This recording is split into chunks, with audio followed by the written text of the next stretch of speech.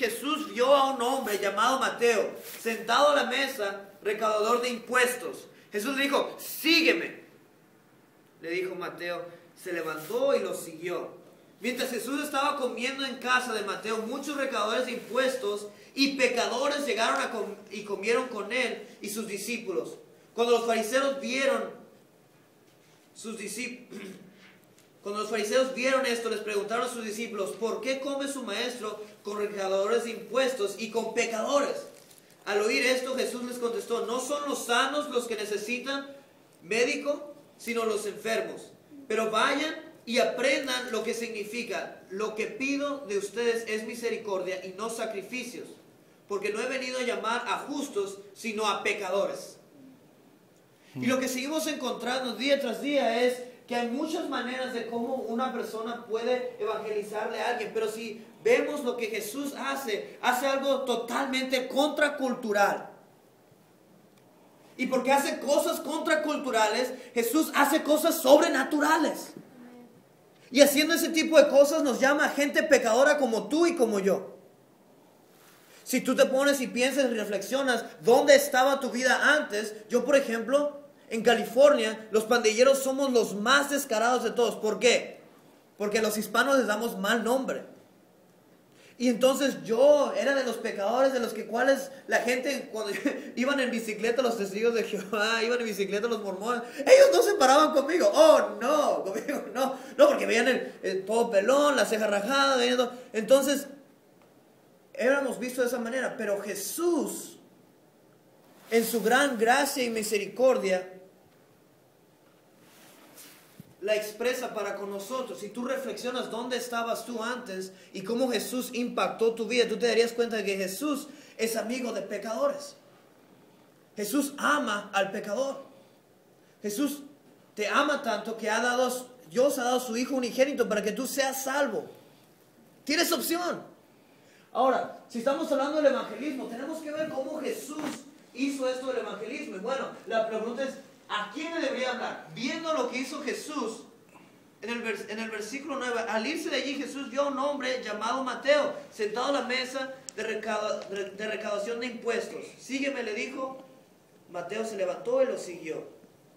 Bueno, es bueno que nosotros le hablemos a gente que no cree en el concepto de Dios. Miren, muchas de las veces vamos a encontrarnos con gente y lo que estadísticamente se ha dicho es que es lo más difícil, es hablar a la gente que no tiene concepto de Dios, ateos. Es difícil porque, bueno, de pronto una persona católica, de pronto una persona que tiene un concepto de Dios es un poco más fácil, pero hay gente que en realidad dice, nosotros estamos aquí porque estamos aquí, punto.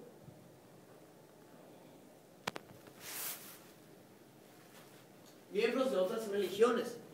Hay otras religiones, hay otras creencias, hay otros dioses.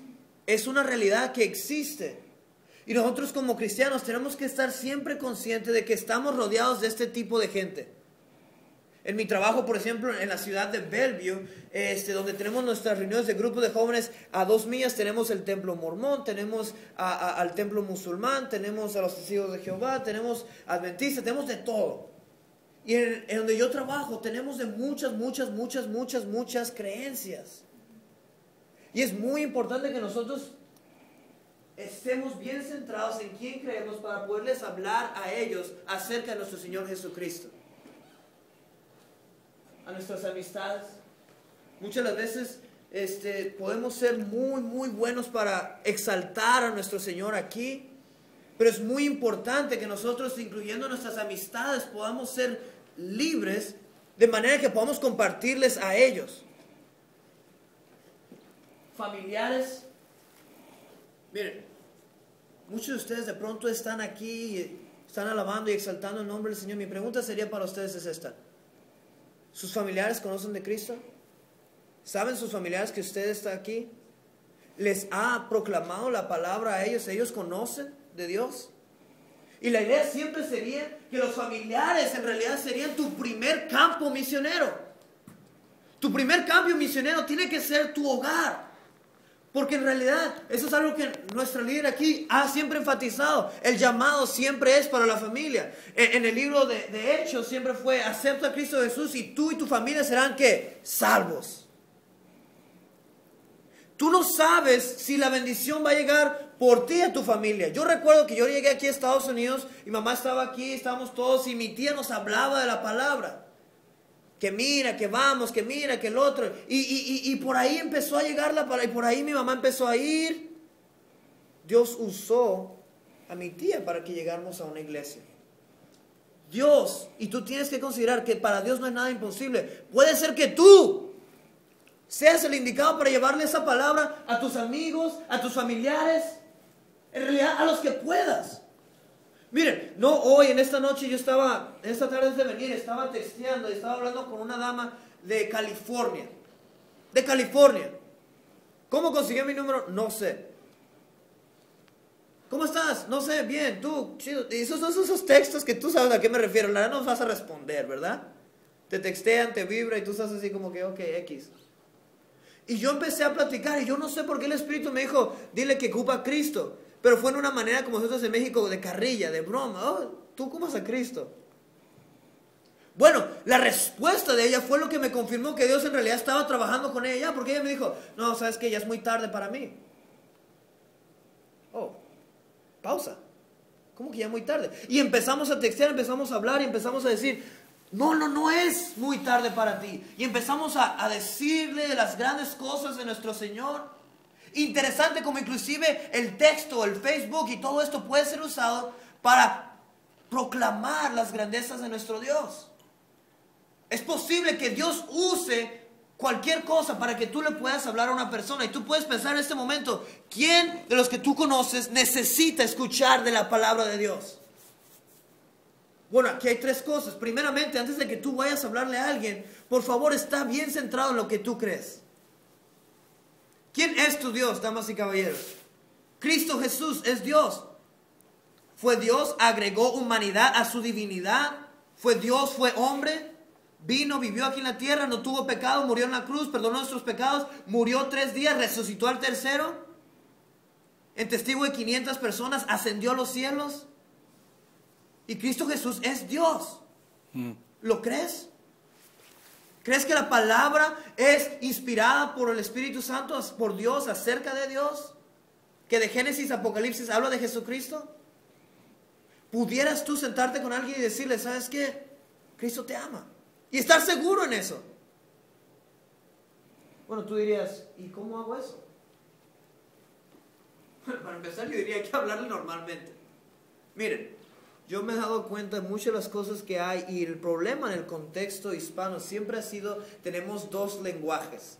Si hablas español, hablas 2 lenguajes. Si estás en la iglesia, a veces podrías hablar 2 lenguajes. Hablas español y cristiano. Y la idea es que tú no tengas que cambiar de tono, cambiar de manera de hablar cuando tú le hablas a una persona. Mira, hermano, que yo soy evangelista, evangélico, y tú necesitas arrepentirte porque la redención de la gran gracia, aleluya, santo, y no sé. ¿Sí me explico? Hay que hablarle a la gente normalmente.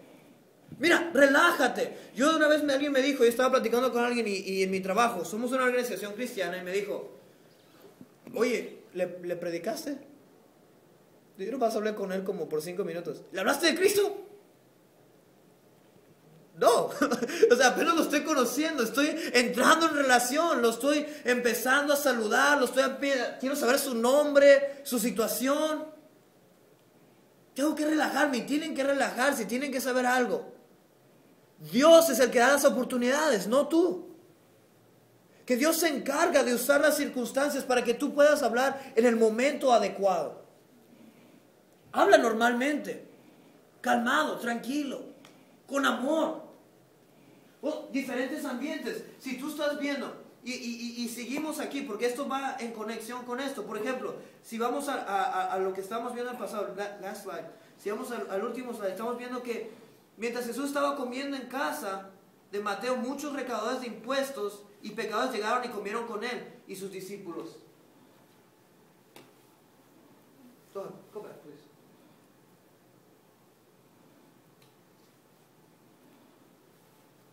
Diferentes ambientes. Jesús no se quedó ahí donde estaba. Fue a otro ambiente. Fue a la casa de Mateo. Y ahí me imagino habían prostitutas, habían pecadores de los